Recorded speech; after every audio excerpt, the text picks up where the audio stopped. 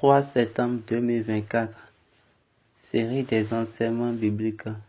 Moniteur Frère Ademola Boladi.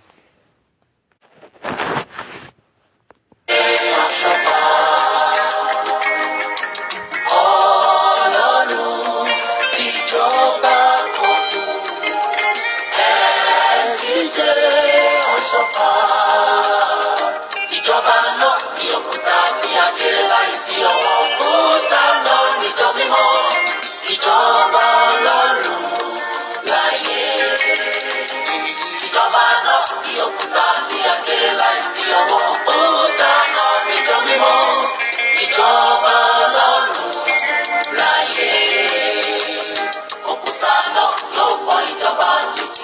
Ìjọ mímọ́ yóò dúró títí láì ìjọba Ọlọ́run láyé.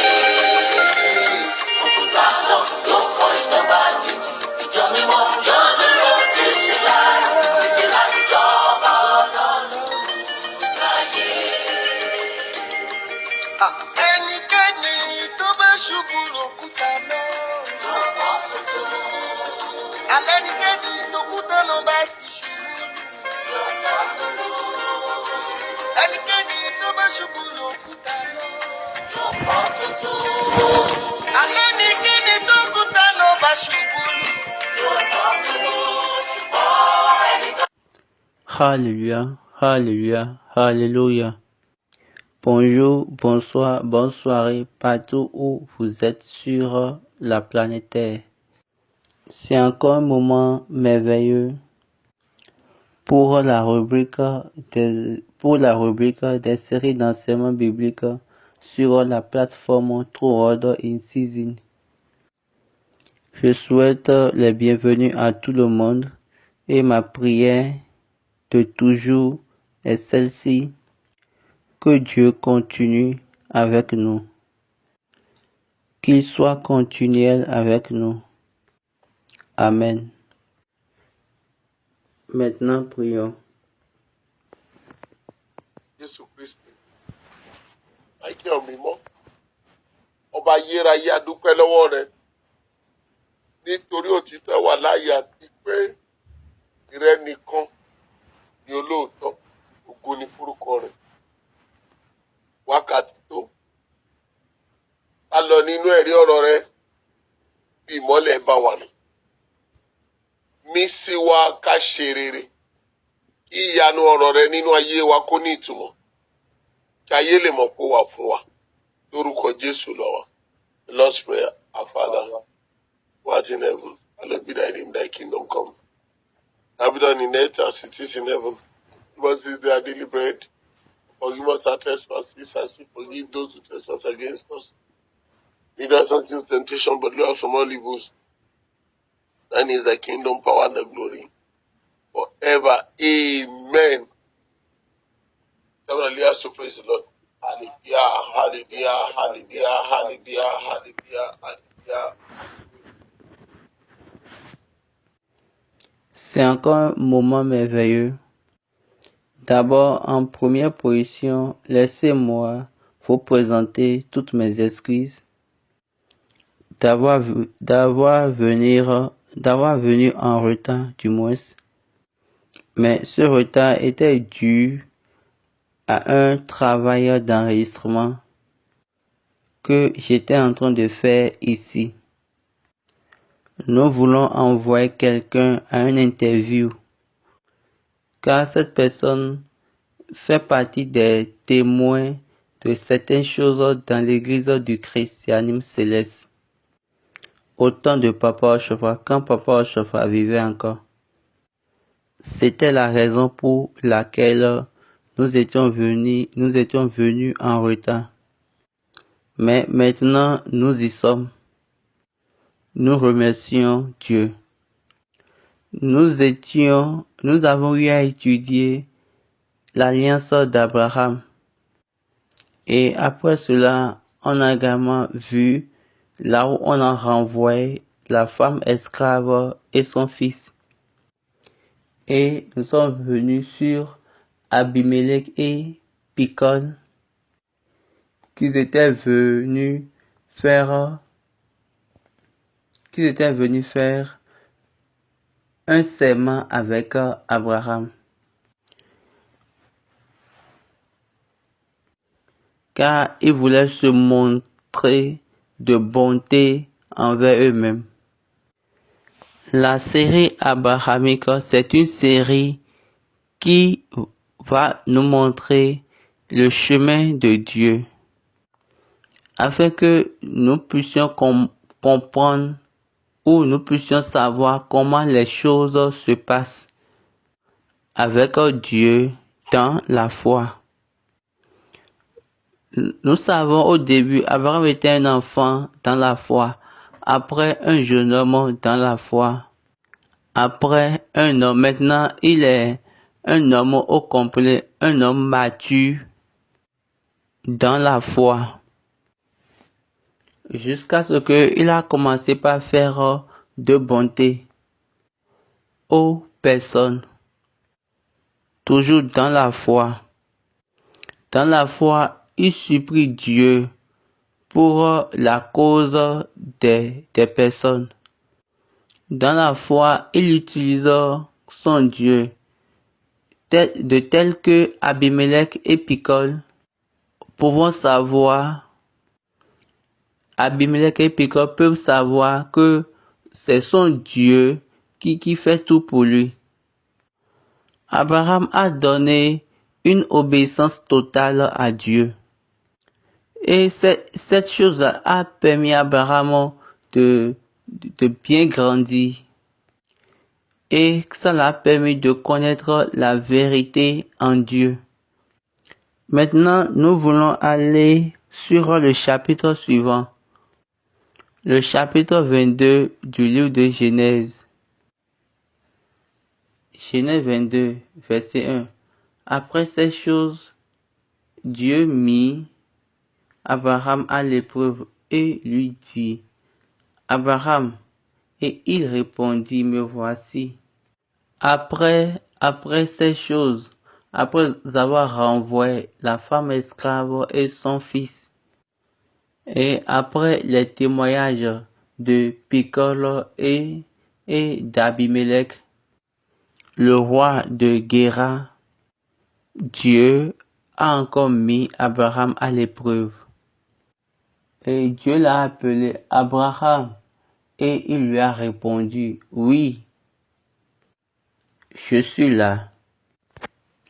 Le verset 2, Dieu dit, prends ton fils, ton unique, celui que tu aimes, Isaac, va-t'en au pays de Moriah et là offre-le en holocauste sur l'une des montagnes que je te dirai. Regardez comment Dieu est en train de parler. Dieu en lui, Dieu pour qui il n'y a rien plus grand avec lui. Abraham a deux fils. Un a été renvoyé, chassé par ou à travers le jugement de l'écriture. L'enfant de la femme esclave doit être renvoyé. Et il a été renvoyé. Maintenant, ça reste un seul fils. Et le même Dieu a commencé par dire ceci. Maintenant, prends ton fils. Prends ton unique fils. Le seul fils. Je parle d'Isaac, lui que toi tu aimes. Et va sur la terre de Moriah. Et il faut me le donner en holocauste. Sur l'une des montagnes, du moins, que je te dirai. Regardez l'ambiguïté de cette phrase. Mais ça, c'était une instruction. C'était une vraie instruction. Il n'y a aucune ambiguïté. Et c'était clair et net. Dieu n'a pas dit, prends un de tes bœufs. Dieu n'a pas dit prends l'une de tes brebis. Dieu a bien dit maintenant, prends maintenant ton fils, le seul qui est avec toi, le seul que tu aimes, donne-le à moi en holocauste. Dieu était en train de faire un design de lui-même. Dieu est en train de faire sa figure dans la foi d'Abraham. Comment un père peut aimer son fils et maintenant il va donner maintenant ce fils-là à travers lui-même. Comment un père dit j'aime mon fils. Comment un père peut dire j'aime mon fils et maintenant il se prépare à sacrifier ce fils. Abraham est venu à la maturité dans la foi. Maintenant, Dieu a décidé de vérifier ses actions, ses propres actions en Abraham. Dieu a décidé de se voir lui-même, de miroiter lui-même ses propos, ses actions dans la foi d'Abraham. Un père aimant son fils, est-il possible de donner ce fils? Maintenant, un père aimant son fils, est-il possible de donner son fils parce que Dieu a dit ça? Qu'est-ce que Dieu cherchait quand il disait cela? Dieu lui donnera son fils à l'homme. Dieu cherchait un homme qui va donner son fils pour lui. Est-ce qu'il veut savoir, est-ce que c'est possible à un homme de faire une telle chose? Maintenant, pourquoi Dieu a-t-il donné cette instruction? Abraham, lui qui est maintenant mature dans la foi, est venu à un accord, quel que soit ce que Dieu va dire. Maintenant, qu'est-ce que Abraham lui il a dit? Le verset suivant. Abraham se leva de bon matin, sella son âne, et prit avec lui 2 serviteurs et son fils Isaac. Il fendit du bois pour l'holocauste et partirent pour aller au lieu que Dieu lui avait dit. Donc Abraham était en accord avec ce que Dieu a dit. Et il a pris où il voit toutes choses comme succès. Et il voit toutes choses comme une nécessité. Et j'espère, Abraham savait que c'était un test pour lui. Et elle a dit, j'ai pas besoin de dire ça à Sarah. Je vais dire à Sarah, Dieu m'a dit que je dois aller offrir Isaac. Vous êtes sûr que en ce moment, Isaac ne pourrait plus même rester dans la maison? Ne pourrait plus être retrouvé dans la maison? Ou bien Sarah et Abraham vont commencer par regarder Isaac? Ou vont commencer par rechercher Isaac? Le test ou l'épreuve de la foi. L'épreuve de la foi ou le test de la foi, c'est un test qui te concerne toi seul.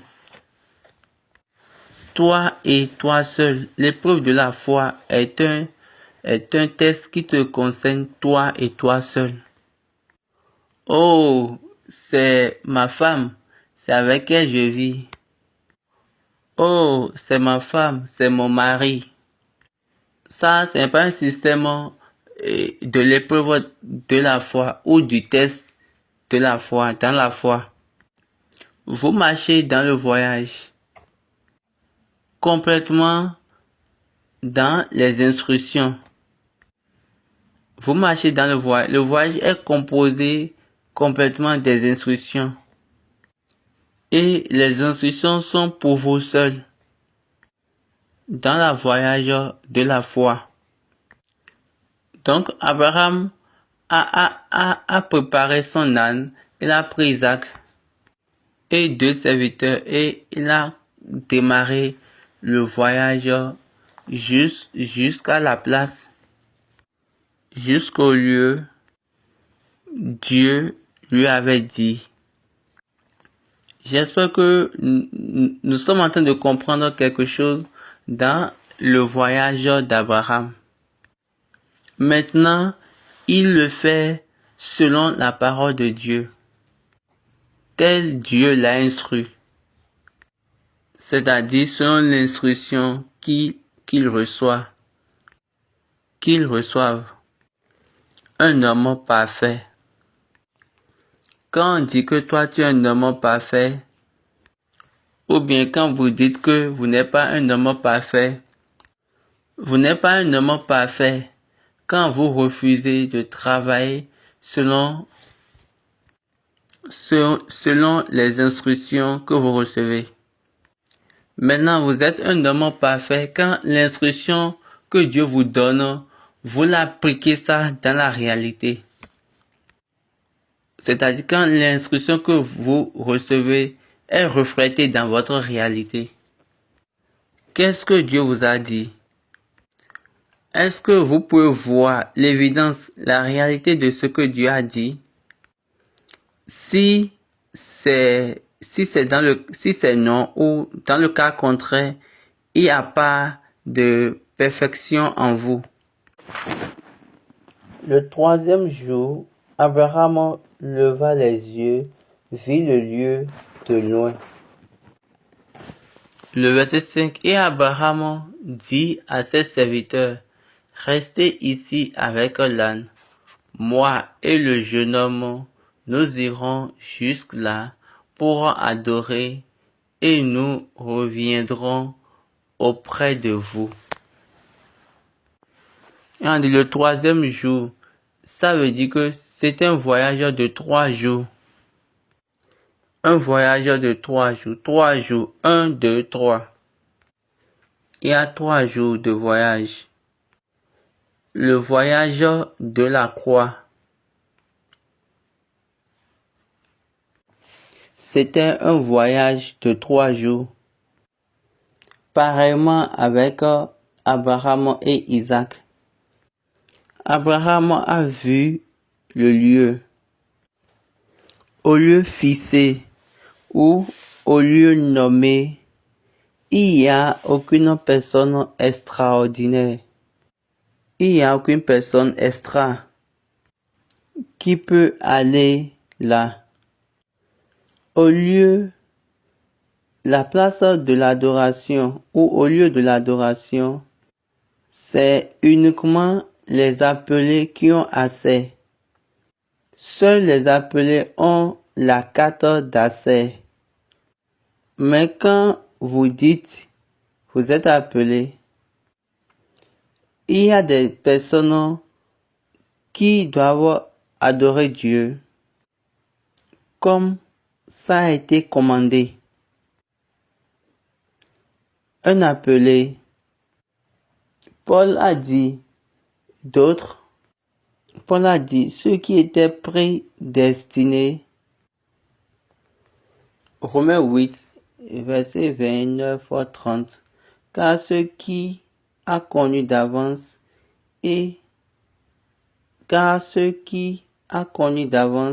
il les a aussi prédestinés à être semblables à l'image de son Fils, afin que son Fils fût le premier-né entre plusieurs frères.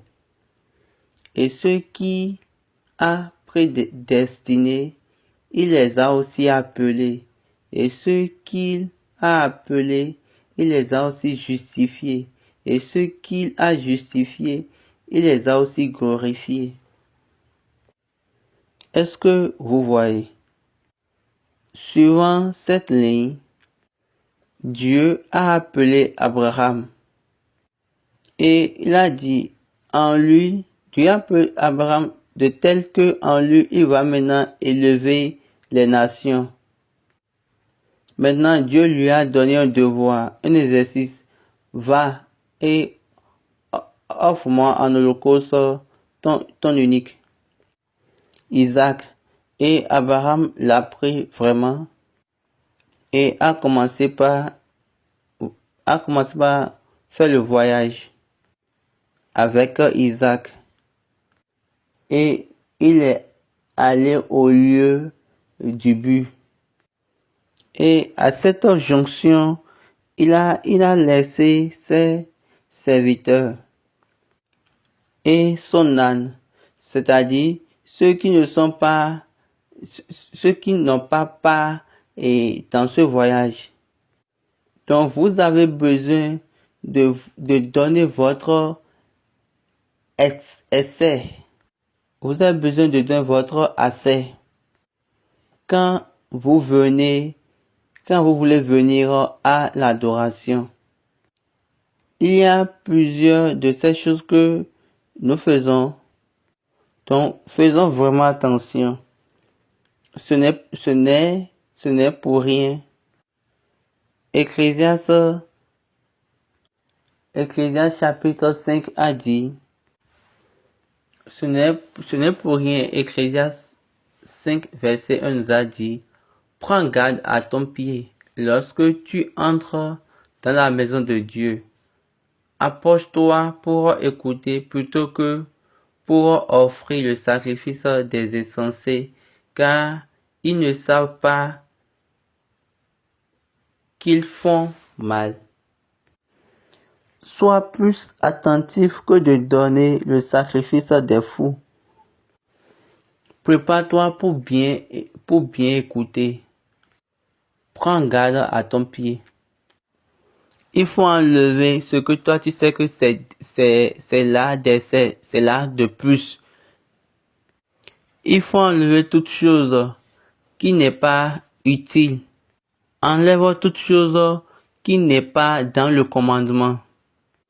Enlève toute chose qui n'est pas dans l'instruction. Prends garde à ton pied.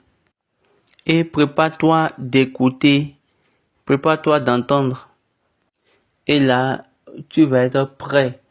Quiconque va pour adorer Dieu doit avoir une oreille ouverte. Doit ouvrir ses oreilles. Sinon, cette personne va donner le sacrifice des insensés. Si vous ne vous préparez pas à écouter, vous allez donner des sacrifices des fous. Et nécessairement, soyez sûr que vous allez donner le sacrifice des insensés. Abraham a dit, ok, moi et Isaac seuls, nous irons là-bas et adorer et retourner. Attendez bien, écoutez. Par une bonne analyse, Dieu a dit, va et offre-le à moi en holocauste. Et regardez ce que Abraham a dit à ses serviteurs, à d'autres personnes. Nous irons en haut là-bas et nous allons revenir vers vous. Quelle est cette foi? Quelle foi? Quel homme? Quel homme formé? Quel homme enseigné? Quelle est cette conviction? J'étais sûr, il était sûr qu'il va lui offrir en holocauste et Isaac ira. Et il a dit, moi et Isaac, nous irons là-bas, adorer et nous retourner.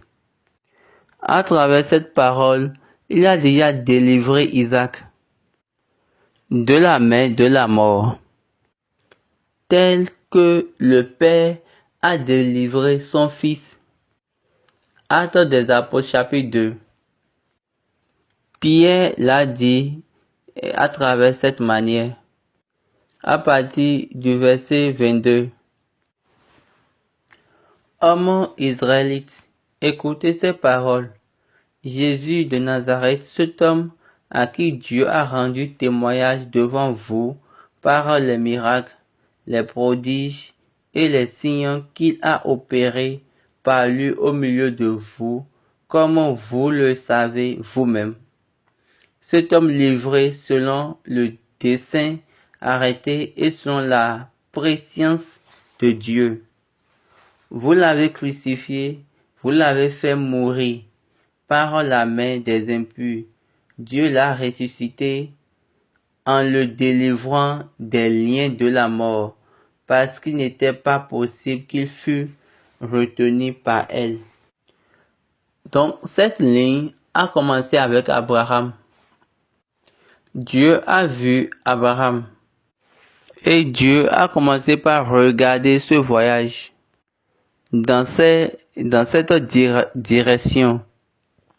Abraham a commencé par jouer au-delà de Dieu. Les actions de Dieu dans la vie d'Isaac. Comme Dieu sauvera son fils des ténèbres, Abraham lui-même a sauvé, mais a retiré son fils des griffes de la mort. Et il a juste fait cela en disant, nous irons là-bas adorer et nous retournerons. Le verset 6. Abraham prit le bois pour l'holocauste, le chargea sur son fils Isaac, et porta dans sa main le feu et le couteau, et ils marcha tous deux ensemble. Alors Isaac parla à Abraham, son père, dit, mon père. Et il répondit, me voici mon fils. Isaac reprit, voici le feu et le bois, mais où est l'agneau pour l'holocauste? Abraham répondit, mon fils, Dieu pourvoira lui-même de l'agneau pour l'holocauste. Et ils marchaient tous deux ensemble. Regardez bien ces versets, le verset 5, le verset 7 et le verset 8. Dans ces trois versets, Abraham a retiré les griffes de la mort d'Isaac sur Isaac. Il a ressuscité ça et il l'a enlevé. Regardez, Isaac a vu les bois et le feu et le couteau du moins. Et il a posé la question, où est l'agneau? Regardez ce que Abraham a dit. Abraham a dit Dieu pourvoira, Dieu se pourvoira lui-même l'agneau. Dieu a besoin d'un sacrifice, oui. Mais Dieu n'avait pas besoin d'un sacrifice d'Isaac. C'est-à-dire faire le sacrifice avec Isaac. Mais c'est d'Isaac que le sacrifice est venu. C'est d'Isaac que la postérité d'Abraham est venue. Donc, toute chose avec Dieu, en Dieu, a été appelée d'Isaac. Donc Dieu, dans la vie d'Isaac, il a fixé. Donc, Dieu a mis dans la vie d'Isaac, il a mis quelque chose pour tous les temps, pour n'importe quel moment. Nous avons le bois, le feu. Maintenant, où se trouve l'offrande? Où se trouve l'agneau pour l'offrande? Et Abraham lui a répondu, Dieu se pourvoira lui-même. Là, il a été content, il est content, il a dit, ok, je rends grâce à Dieu. Vous êtes sûr que si Abraham lui disait que okay, c'est toi l'Holocauste, et son cœur va chuter en même temps. Et de là, la contradiction prendra vie. Et l'adoration sera détruite. Donc, dans ce voyage si complet, il avait besoin du voyage de son cœur en présence de Dieu pour l'offrande. Parce que arrivé là-bas et il a installé l'autel. Isaac était encore sur l'autel, sur le champ de bataille, et il a cru que Dieu se pourvoira lui-même. Donc, il a la même foi. Abraham et Isaac là ont la même foi. Ils ont la même foi pour la même vision, pour les mêmes choses. Ce n'est pas pour rien que Jésus aurait dit, c'est d'Isaac que le sacrifice est venu. Parce que c'est d'Isaac que la postérité d'Abraham est sortie. C'est d'Isaac que la postérité d'Abraham est devenue. Toute chose qui est en Dieu, toute chose qui était en Dieu était appelée d'Isaac. Donc l'action de Dieu dans la vie d'Isaac est quelque chose à n'importe quel moment. On a le bois, on a voici le feu, le bois, mais où est l'agneau pour l'Holocauste? Après cette question, Abraham lui a dit, Dieu lui-même se pourvoira. Excusez, Dieu se pourvoira lui-même. Il a besoin d'un voile parfait. Excusez, il a besoin d'une voile parfaite dans ce voyage. Il a besoin de quelque chose au complet qui va s'ajouter à lui. En présence de Dieu. Parce que quand ils étaient là et puis ils ont installé l'autel, Isaac était sur l'autel avec une foi en croyant que Dieu même va s'en charger. Isaac et Abraham ont la même foi. Ils ont la même vision. Ils ont le même focus. Ce n'est pas pour rien Jésus pouvait dire, en concernant quelle que soit la chose, il y a un accord au complet. Hébreu a dit, les deux travaillent ensemble. Les deux sont un. Ils font quelque chose, excepté s'ils sont en accord. Il a vu, il a demandé, et Abraham a dit, Dieu se pourvoira lui-même. Regardez cette sagesse. Regardez comment la sagesse est en train d'opérer dans la foi. Ce n'est pour rien que David a dit à Salomon dans Proverbe 4, verset 7. Il a dit, la sagesse est la chose principale. La version française, elle est un peu différente. Voici, Proverbe 4, verset 7. Voici le commencement de la sagesse. Acquiert la sagesse avec tout ce que tu possèdes. Acquiert l'intelligence. Mais la version anglaise parle de que la sagesse est la principale chose. Le sage avait parlé à Isaac. Quand on voit la manière d'Abraham a fait, on sait qu'il est un sage. Soyez sûr, S'il n'avait pas joué la sagesse là, son sacrifice ne serait pas accepté. Parce que Isaac savait que le Dieu de son père peut faire n'importe quoi, peut faire toutes choses. Quand il s'agit de son père, Isaac sait bien que le Dieu de son père, quand je l'appelle, il me répond. C'est-à-dire quand je l'appelle, il est présent. Il sera présent. Vous, qu'est-ce que vous connaissez par rapport au Dieu de votre père? Isaac s'est donné lui-même. Comment Jésus aussi s'est donné lui-même à son père. Quand nous prenons la Bible, regardez comment il priait dans le jardin de Gethsémani. Quelque chose s'est passé. Allons-y voir.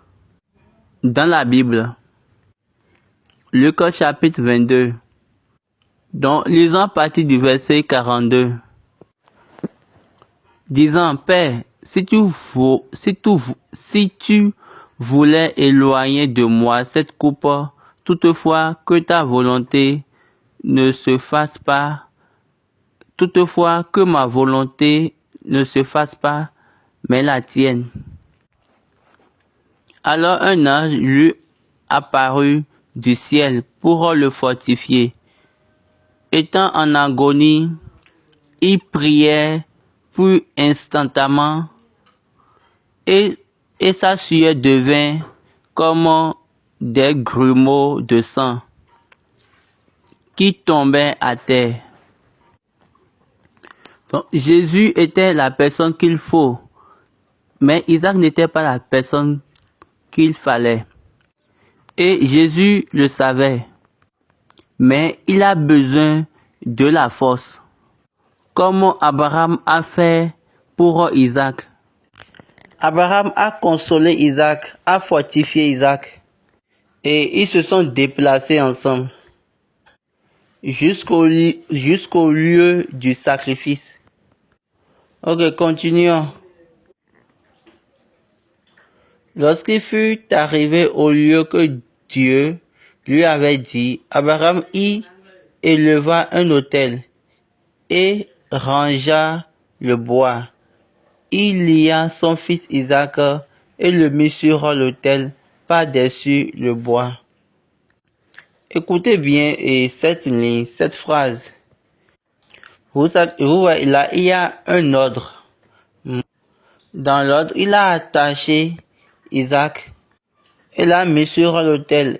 Isaac, normalement, devait pleurer et dit, mais tu m'as dit que Dieu se pourvoira lui-même l'agneau pour l'holocauste. Mais pourquoi actuellement tu me lis? Mais Isaac était sûr du Dieu de son père. Il n'était pas dans la contradiction, malgré qu'on l'attachait. Donc il a dit peut-être il a besoin de m'attacher d'abord sur l'autel. Et peut-être que c'est en faisant cela qu'il y aura maintenant l'agneau.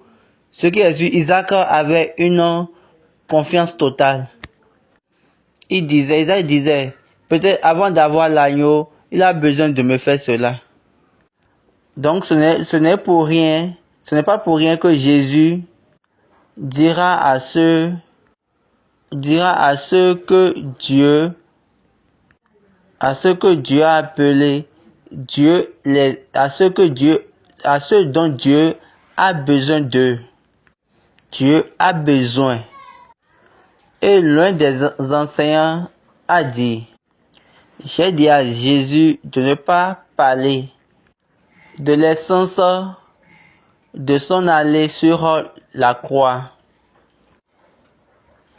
Sinon, quand il le dira, les gens vont le prendre comme quelqu'un qui a de la folie. Il sera un homme fou. C'est-à-dire considéré comme un homme fou.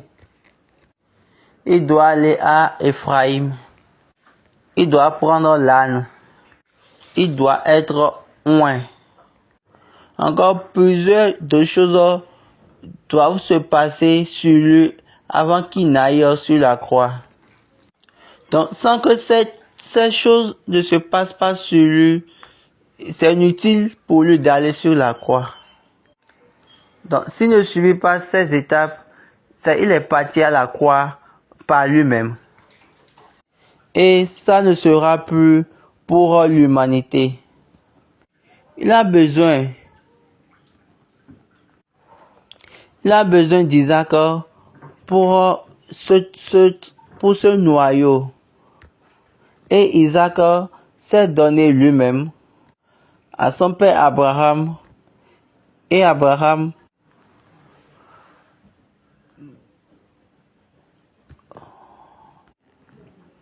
donc après avoir élevé un autel et après avoir rangé le bois, il lia son fils Isaac et le mit sur l'autel par-dessus le bois.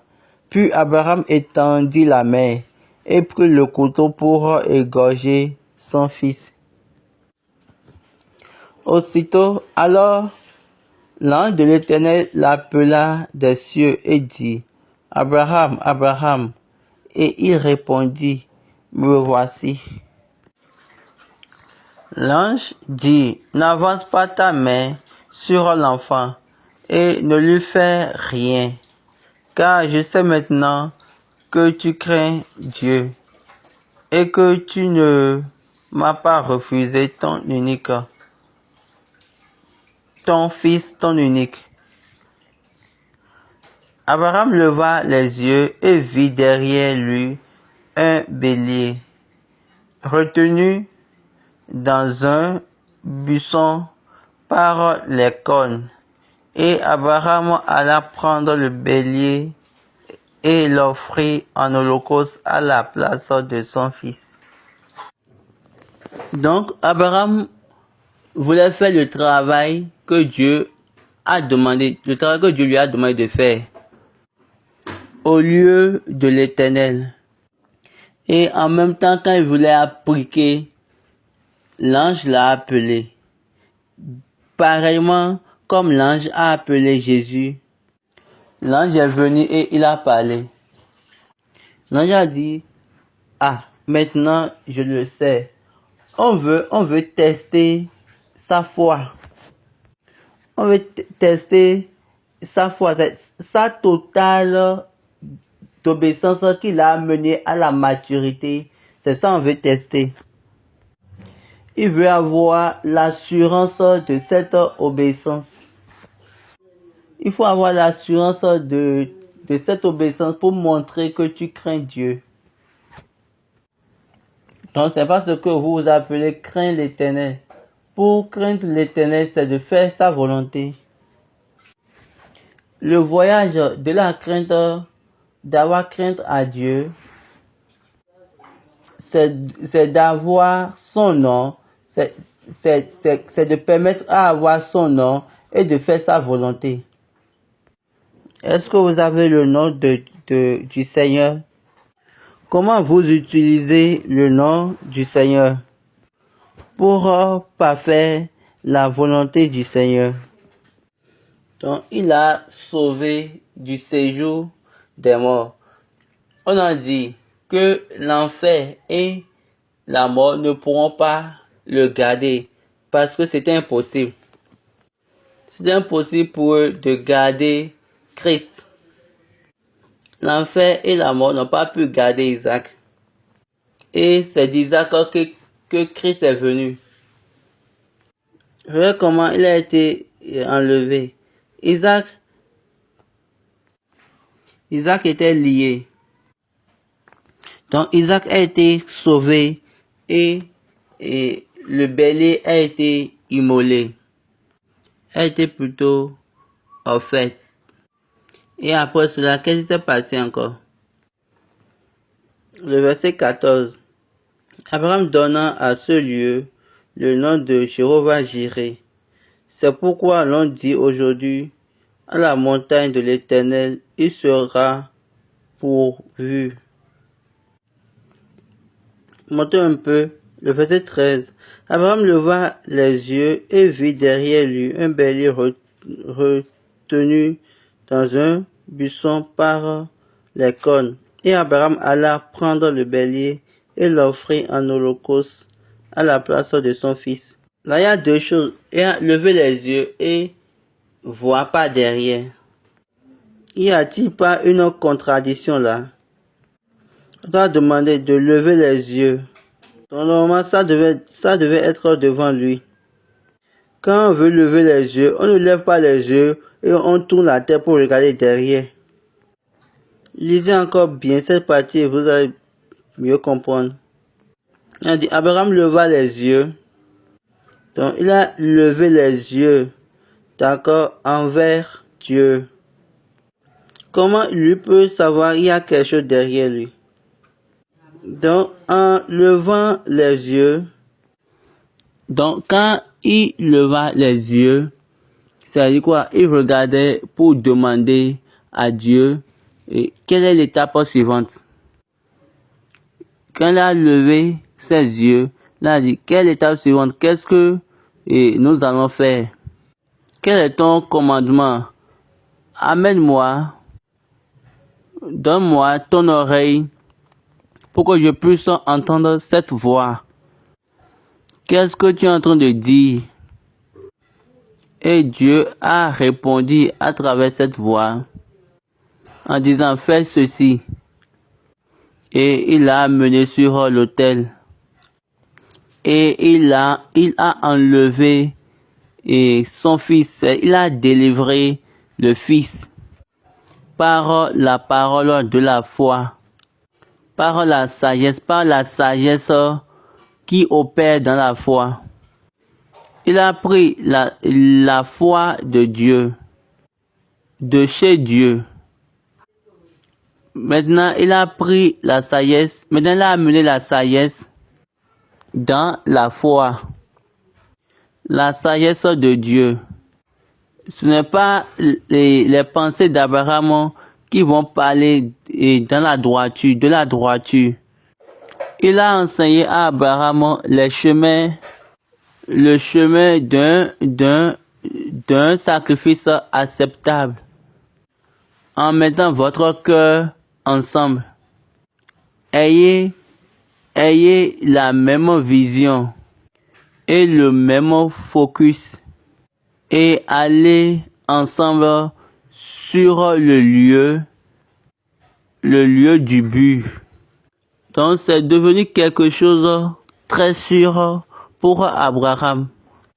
Quand il avait levé ses yeux, quand il disait, et Dieu a pris ce bélier, a mis ce bélier derrière lui et lui a demandé, regarde derrière toi. Il y a un bélier là qui va maintenant délivrer ton fils. Et il est parti, il a pris ce bélier et il l'a offert à Dieu à la place d'Isaac. Dieu a délivré son fils de la main de la mort devant des hommes. L'enfer et la mort ne pourront pas le garder. La Bible a bien dit, c'est impossible à eux de le garder. Ils ne pouvaient pas garder Christ. Ils n'ont pas pu garder Isaac. Et vous savez bien, c'est d'Isaac que le Christ est venu. Rien ne pouvait le garder. Isaac a été levé, s'est sauvé et le bélier a été offert. Et après cela, Dieu est encore venu. Qu'est-ce que Dieu a dit? L'ange de l'Éternel appela une seconde fois Abraham des cieux et dit,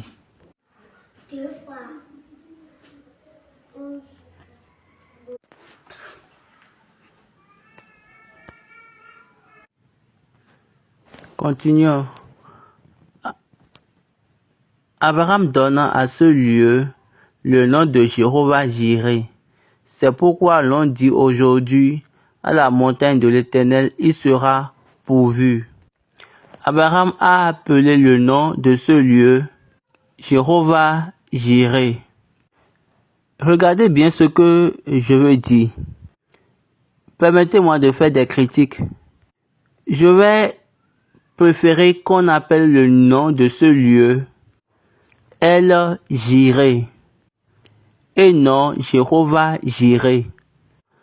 Parce que il y aura une contradiction. Ça va devenir une contradiction. Ça va devenir une contradiction par rapport à ce que la Bible a dit. Dieu a dit dans le livre des Ordres que son nom Jéhovah n'était jamais été connu. Donc, cela signifie que Abraham ne pouvait pas dire Jéhovah Jireh, mais il pouvait dire El Jireh. Ok, laissez-moi me raisonner proprement. Allons dans Exode chapitre 6 et voyons ce que Dieu a dit. À partir du verset 1, Dieu a dit à Moïse, l'Éternel dit à Moïse, tu verras maintenant ce que je ferai à Pharaon. Une main puissante le forcera à les laisser aller. Une main puissante le forcera à les chasser de son pays. Dieu parla encore à Moïse et lui dit, je suis l'Éternel. Je suis apparu à Abraham, à Isaac et à Jacob comme le Dieu Tout-Puissant, mais je n'ai pas été connu d'eux sous le nom l'Éternel. Mais la version anglaise, ils ont parlé du nom Jéhovah et la version française a parlé du nom Éternel. Maintenant, est-ce que vous voyez? Maintenant, Abraham, lui, l'a appelé et le nom Jéhovah. Donc ça, il y a une contradiction là. Abraham connaît Dieu comme un Dieu tout-puissant. Donc le nom c'est El Jireh.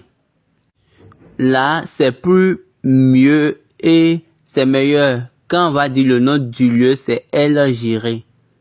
Maintenant, la manière dont la Bible fonctionne maintenant, c'est que nous voulons, la manière dont les choses fonctionnent maintenant, nous voulons nommer Dieu, donner un nom à Dieu.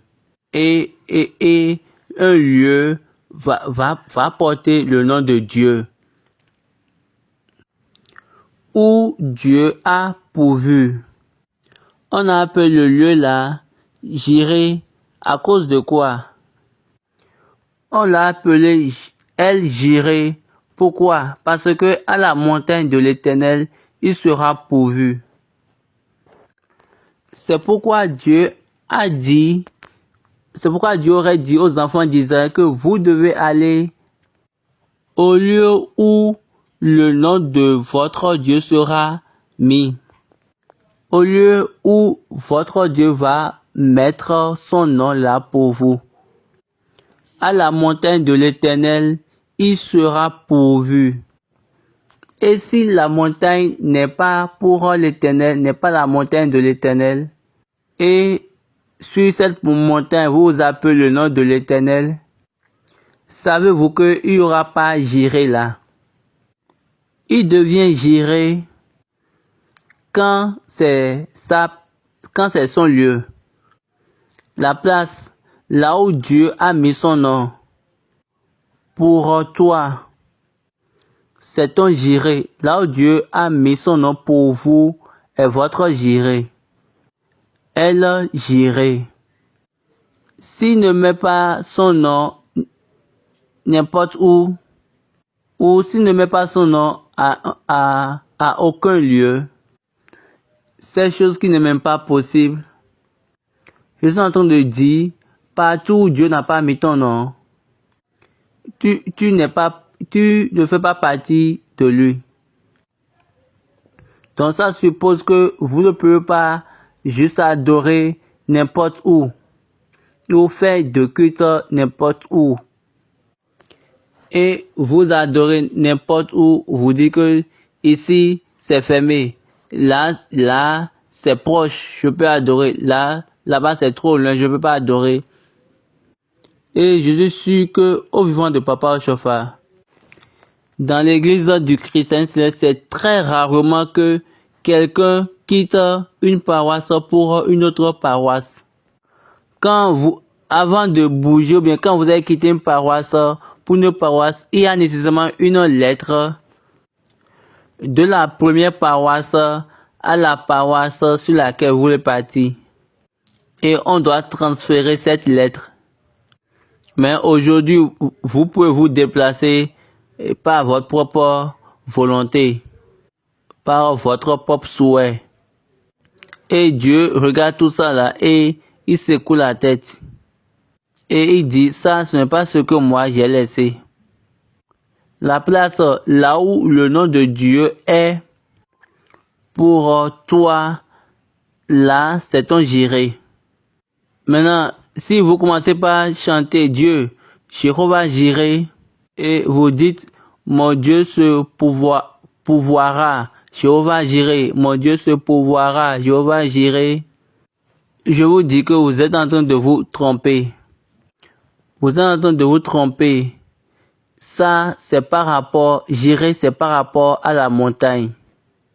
C'est par rapport au lieu du nom de Dieu, ou la place du nom de Dieu. C'est par rapport à la place ou au lieu où Dieu a mis son nom pour toi. Et si tu n'es pas là, il faut crier Jéhovah Jireh. Le nombre de fois que tu peux l'appeler, tu ne vas rien voir, rien. Continuons.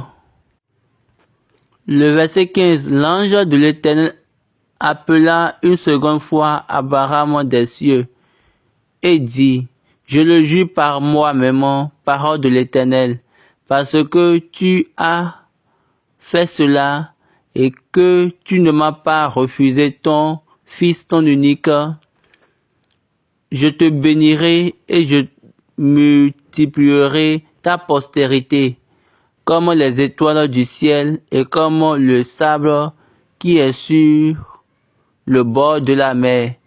Et ta postérité possédera la porte de ses ennemis. Toutes les nations de la terre seront bénies en ta postérité, parce que tu as obéi à ma voix. Je vous remercie, dit Baba. Après le sacrifice du bélier, Dieu a encore appelé Abraham. Le livre d'Hébreux a dit, la lettre aux Hébreux a dit, le livre d'Hébreux nous a dit, Dieu ne voit rien, Dieu ne voit aucune chose et il voit ça comme supérieur à lui. Il a vu le cœur d'Abraham dans la foi, le niveau élevé d'Abraham dans la foi. Il a vu la maturité, l'appréciation de la sagesse d'Abraham dans la foi. Dieu a dit, oh, et Dieu a dit, toi, tu joues bien les choses. Je jure par moi-même. Tu as dit, je jure par moi-même. Dieu a dit, par moi-même. La lettre de Paul aux Hébreux a dit, quand Dieu voit n'importe quelle chose, quand Dieu ne voit aucune chose qui n'est pas plus grand que lui, il ne voit aucune chose. Là, cette ligne, c'est une ligne vraiment difficile. Lisons Hébreux 6, verset 13. Lorsque Dieu fit la promesse à Abraham, ne pouvant jurer par un plus grand que lui, il jura par lui-même et dit, certainement je te bénirai et je multiplierai ta postérité. Là, Dieu a revu encore sa promesse. Quand votre obéissance est complet. Votre promesse est renouvelée ou réactualisée. Il a dit, c'est pas moi-même, j'ai juré. Et ceux qui te béniront, moi aussi je veux les bénir. Et la deuxième partie, après la bénédiction, il a parlé de la multiplication. Je multiplierai ta postérité. Le verset 17. Je te bénirai et je multiplierai ta postérité comme les étoiles du ciel et comme le sable qui est sur le bord de la mer. Et ta postérité possédera la porte de ses ennemis. Je vais multiplier ta postérité comme les étoiles du ciel. Baba a dit ça fait 1.